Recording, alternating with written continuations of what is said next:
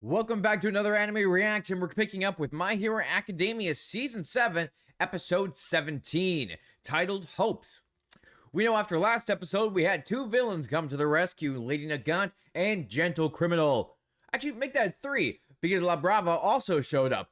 And we had the villains actually acting like heroes, because, not all villains are actually terrible people. They're also human, and they want to not see the world burn. I'm excited to see what comes from this, especially with some of our characters that are pretty freaking awesome showing up. So let's jump into the reaction part of this video, but don't forget to stick around to the end where we do a review breakdown as well. Okay, so we just got all the injured who were fighting to get in the hospital. Now the hospital is going to help them because that's what doctors do. Oh.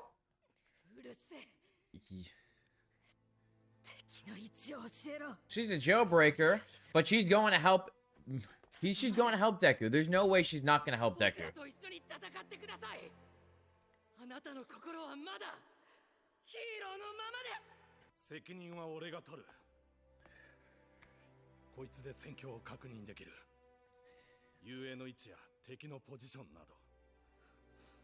Trusting her with the information that's actually crucial because they believe in her, knowing that if Izuku Midoriya believes in her, so do them.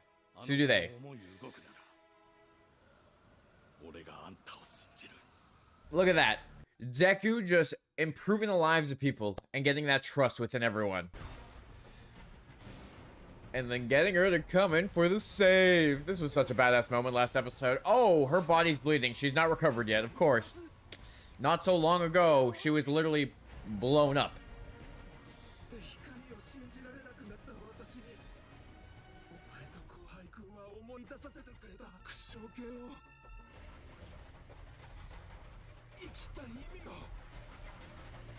Hawks and Deku making her realize what she can do, why she had, the reason she has to live, and just so much more. Come on, Deku, it's your chance. Take the hit. Don't let him touch the ground.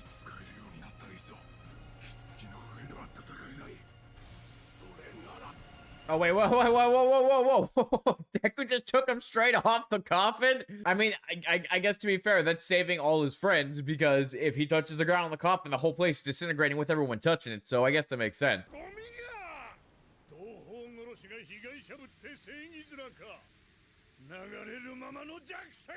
Oh, All for One is still fighting through it.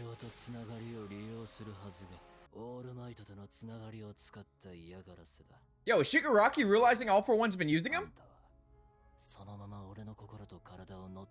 Oh shit, he is!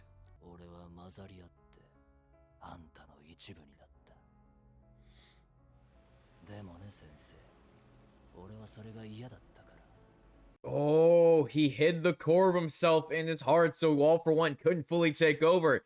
This was the plan from the very beginning.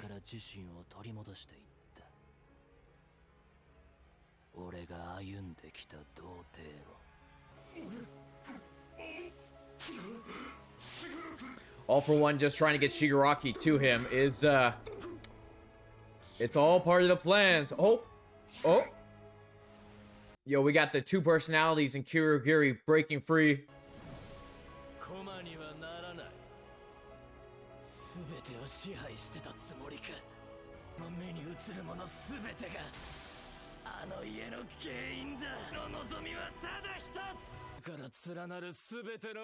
Oh! Okay.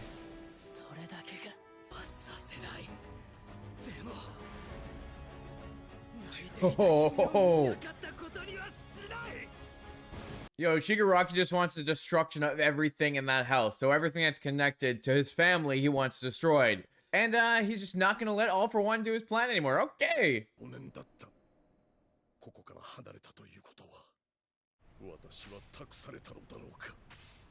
Yes, that is exactly what it means. There's no cameras, no spectators, as the business students are filming everything with their cameras. There he is, look at him. Look at the business students recording everything so they can have that.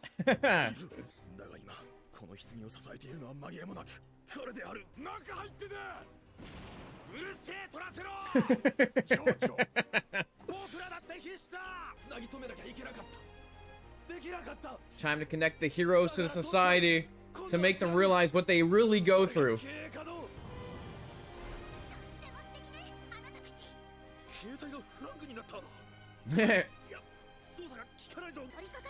She's about to start the next thing. Oh, she's about to show Gentle Criminal to the world. Live streaming what he's been doing. The buddies saving him. What the Gentle Criminal has been doing. Oh, that's awesome. You gotta show his time to shine. You gotta show the... Some villains aren't really villains.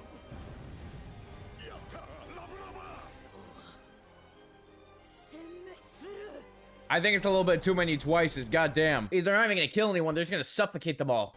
Oh! Oh, I see Aizawa's falling. Oh! Oh, that's not good. Oh, but their friend comes in for the save.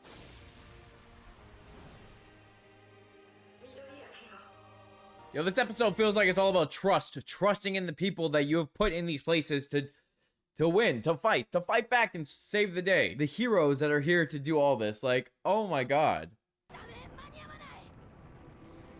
Jesus Christ. This is what Twice could have done. If they didn't murder him, this is what he could have done. Yeah, you kind of messed up All For One. I feel like All For One's downfall is going to be the person he thought was going to be his new body. At this point.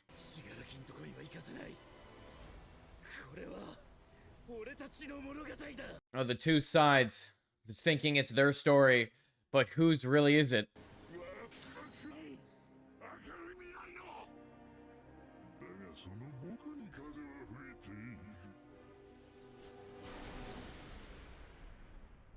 Huh? Huh? Excuse me, did he just obliterate Hawks?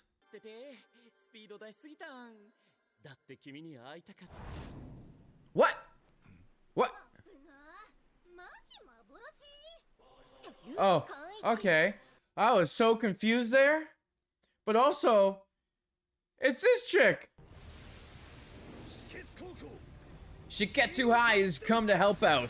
We haven't seen them in a while, have we?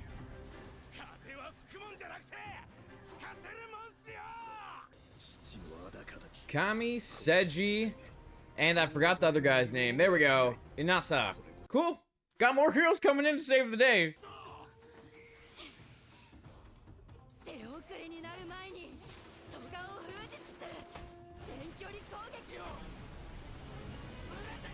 Okay, so I guess the heroes are gonna come back from that with all the Twices. Like, goddamn. Wasn't expecting that, but okay. Oh, the stakes are being set here.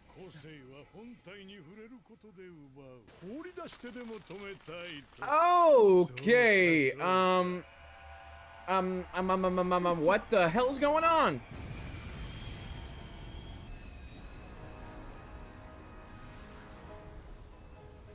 Jesus Christ. He's using more quirks at the same time. All For One is the king of doing wombo combos with the multiple quirks he has.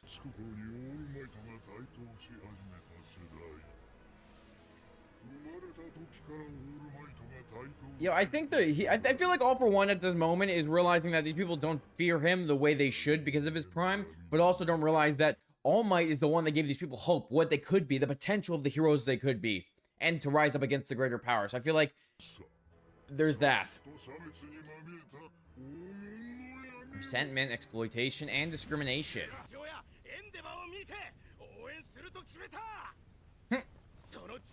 I love how he hated him at first, now they're friends. Just after everything they've gone through. And start stealing? Oh, no.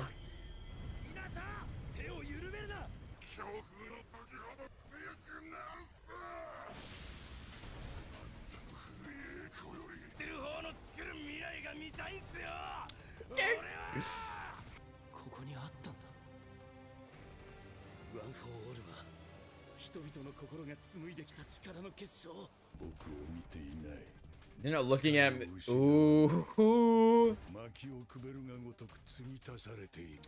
All For One keeps thinking that these people are just gonna give up so easily because of how powerful he is, but he doesn't realize the tenacity of heroes and how much they're gonna not stop. Oh. Oh shit.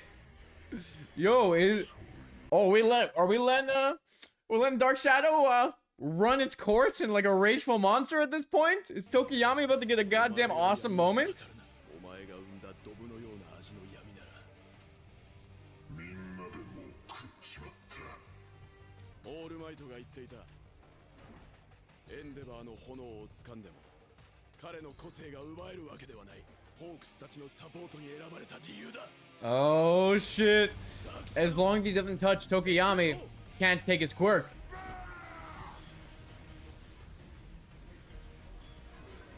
Oh, just combo move, wind, dirt, dark shadow, just everything we can use and every little bit of power.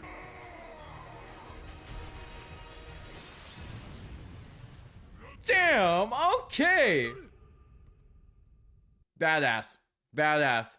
Aw, episode's over. I feel like we're just getting into it. What I'm noticing with some of these episodes from My Hero and just like a couple of the other episodes when it comes to some of the other things going on, it definitely feels like it goes big moment, big moment, big moment, set up, big moment, big moment, big moment, set up. Like it's all leading us into these big fights, giving us these moments, introducing other characters, and then throwing it back at us and going into some cool fights. And surprisingly, this episode actually has a little after credits scene, apparently. So we're gonna watch that right now. Few minutes earlier. It's only been a few minutes since Toga arrived, so that's crazy. Okay, he's got a point there. He attacked twice and gave Toga the moment to use her rage to use twice quirk.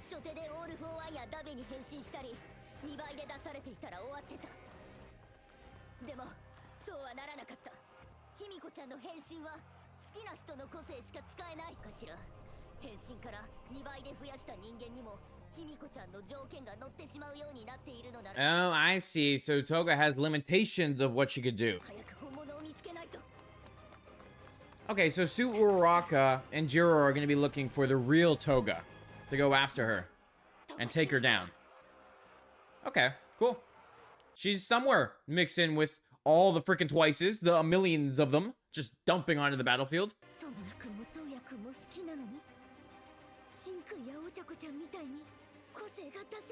Probably because I feel like it's because of limitations. It feels like limitations. But also, does she have Shigaraki's and Toya's blood? Could she really do that? Limitations. I'm calling it limitations right now. That's the reason. The reason she cannot use the quirk like Jin could use is because it's like using a quirk on top of a quirk on top of a quirk. At least this is my theory about it. The reason she can't use it is because with twice, if he used it, yeah, he can use their quirks. It's kind of based on his quirk and how it works. But because her quirk can make her turn into other people and use their quirks, I don't think it could double, because she's using twice's quirk to make multiple twices. But I don't think she can also use the other quirk that twice can do, which could also use other people's quirks, because she's already kind of copying a quirk to use a quirk, right? Like it feels like it doesn't stack. Maybe that's the reason. I could be completely wrong. And we got the villains looking like heroes with Gentle Criminal being shown as saving UA. So some cool moments are going to come from this. I can't wait. We're getting closer and closer to the end of the season. It's just going to pick up real quick. So with that, if you like this reaction, hit the like button, hit the subscribe button. It helps out the channel a lot, and you get to stay up to date with all my videos. And now let's jump into the review breakdown part of this video. So I think that episode did a really good job filling in some information and adding to the plot that we really kind of needed. The fact that Shigaraki is here. He knew All For One was trying to take over his body, and he's like, nah, not today. We ain't doing that. And he hid a portion of himself deep in his heart to make sure that he could break free and push himself away from All For One taking over. Like, he knew All For One's intentions. He knew what was going on, but he did not want to follow exactly what All For One wanted. He just wanted to get stronger so he could destroy those connections to his home and his family and everything else, which makes sense of why he would be going after One For All as well, because of his grandma. So it's kind of interesting to see what Shigaraki's real intentions are, and how he even knew, going with the Demon Lord from Hell, that he didn't want to actually get his body taken over. He knew he was being manipulated and used, but he found a way to fight against that, showing that Shigaraki is smarter than we think, and he's also just as crazy. But Deku pulls up a good point that there's still a crying kid inside him, and he still wants to save that kid.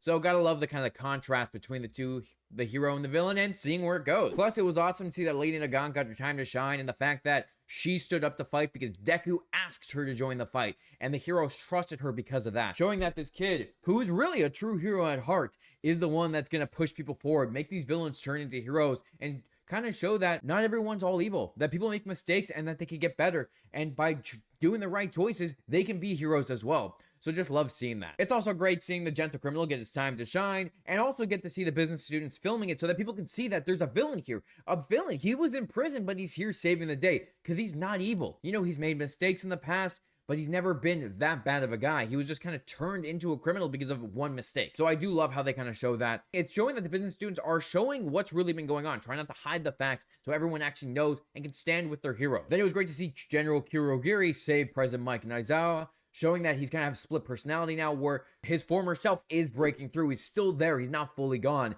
And I can't wait to see that plot kind of get a little opened up a little bit more because of what's going to be going on with their friendship. Then Shiketsu High coming in with Kami, Seiji, and Inasa coming in, showing these characters we haven't seen since the provisional hero exam. So it's awesome to see them come back, save the day, save Hawk, who I thought they murdered for a second. Like, god damn, that was a shocking moment. But it was great to see just all these big moments happen during that section, because we got All For One doubting the heroes. He's 100% doubting them. He believes in his whole power. He is super powerful. He has all those quirks he can activate at the same time. Like, he is OP, but he's seeing the world still in his prime, saying like, these heroes have no chance against me. They weren't around to see how destructive I was during the time of hate and discrimination, where people were always having someone to be scared of. Where in this case, we're kind of in the era of hope, where people are seeing heroes on the day. Like, of course, there's still that hate and discrimination going on, but they see the heroes, they have hope because of All Might. All Might has inspired a generation. He is showing these students what it can be to be a true hero, and I think that's what's really motivating them, and also why they're so much more powerful, because quirks also advance generations, so every generation has a stronger and stronger quirk. So it does make sense that these heroes could be stronger than All For One's really counting on, because not realizing that the determination, the endurance, and the fact that they're just not going to give up because they've seen All Might not give up. Like, all these people are inspired by the heroes around them, and it's made them rise up to be those heroes that they need to be. So I do think at this point, All For One's downfall is going to be Shigaraki not letting him take over his body, and also the heroes being stronger than you expected. Like, yeah, he might be able to take some of them down, but with the amount of them probably going after him, he's going to slowly get worn down, and he's not going to be expecting it. Very interesting. I mean, a lot of people are probably still going to die. There's still a lot of stakes that are still, you know, rising because we're in the middle of a freaking war. But it is getting more and more insane, and also seeing the different ideologies between the villains and the heroes. It was also awesome to see Tokiyami get a badass moment at the end of the episode with Dark Shadow being a colossal size, knocking down All For One, knowing that it's his time. He's standing up with Endeavor and Hawks, and he's going to help take down the major villain. Especially learning that All For One can't take your quirk if he touches that quirk. He can only take your quirk if he touches your body, which means if he's wrapped in Dark Shadow, as long as All For One can't reach his body, he's okay, and it means he can fight back. So I love to see that. It's just awesome seeing that all the heroes work together with the different quirks, using everything they can to take down the villains, and also just throwing all those twices away. Now, it's interesting at the end how they had that kind of little after credit scene where you had Toga kind of trying to wonder why she's not able to use Twice's quirk with other quirks. But like I said before all this, I'm pretty sure it's just because of the fact that she can't stack the quirks. She can use Twice's quirk, but she can't use the portion of Twice's quirk that would also copy other people's quirks. At least that makes sense, because she's already using one portion of the quirk. You know, she might not be able to use Twice and Uraraka's quirk at the same time, if that makes sense. So really interesting to see what they're doing. Honestly, a lot of cool stuff is happening in this anime, and it's just getting more and more insane as we get closer and closer to the end of the season. It sucks. We only have like 5 more weeks left, and the anime's over for now. And then we have to wait till season 8. I mean, the manga's over now, so might have to go read that. But hey, still insane. Really good moments in this episode. I can't wait to see what comes from it. And, you know, just so many cool things coming from it. You know, it's war. It's a lot of stuff going on, but they still managed to fit in some really key information, key details within it all. Cool watching this and then watching Slime, where this is like action, action, action. And they got Slime, which is no action, just chatting. So 2 different perspectives. Love both animes, and I can't wait to see what happens next. So let me know, what did you think of this episode? Anything else we need to talk about? Put it in the comments down below and we'll chat. So with that, thanks for watching, and I'll talk to you next week when we watch another episode of My Hero Academia.